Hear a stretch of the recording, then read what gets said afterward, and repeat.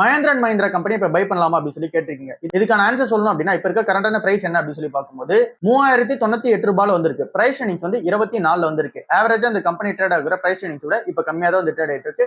அதனால இந்த company consider பண்றது இப்போதைக்கு ஓகேவா தான் வந்திருக்கு.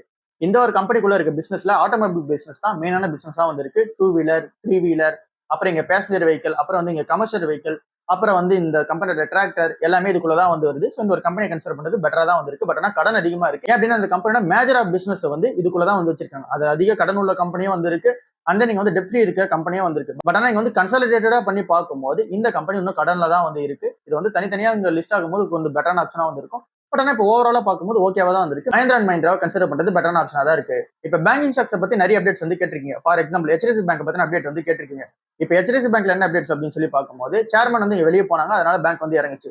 அவர் வந்து நிறைய விஷயங்கள் வந்து இங்க சொல்லிட்டு போனாங்க. அதுக்கேற்ற மாதிரி இங்க RBI என்ன சொன்னாங்க அப்படின்னா ஓகே இந்த ஒரு கம்பெனில எந்த ஒரு பிரச்சனை இல்லை அப்படின்னு சொல்லி சொல்றாங்க. மேனேஜ்மெண்ட் இது வந்து ப்ரூவ் பண்ற விதமா இங்க லீகல் டீம் வந்து அப்பாயின்மெண்ட் வந்து பண்ணிருக்காங்க. எக்ஸ்டர்னல் லீகல் டீம் இங்க வந்து செக் பண்ணி பாருங்க அப்படின்னு சொல்லியிருக்காங்க. அவங்களோட ரிப்போர்ட் ஒன்றும் வெளியே வரணும். அப்புறம் செபி சைட்ல இருந்து என்ன கேட்டிருக்காங்க அப்படின்னா இங்க சேர்மன் வந்து நீங்க ஏன் வெளியே போனீங்கன்னு சொல்லி கிளியரா வந்து சொல்லுங்க அப்படின்னு சொல்லியிருக்காங்க. அந்த ஒரு ரிப்போர்ட் வந்து வெளியே வரணும். அந்த ஒரு 2 ரிப்போர்ட் வந்து வெளியே வரட்டும். அப்போ வந்து இல்ல கிளியரான ஸ்டேட்மெண்ட் எடுப்போம். அதுதான் இதுல இருக்க அப்டேட்டா வந்திருக்கு. HDFC பேங்கோட Q4 ரிசல்ட்ஸ் பத்தி நம்ம டிஸ்கஸ் பண்ணிருப்போம். அது நல்லாவே வந்திருக்கு.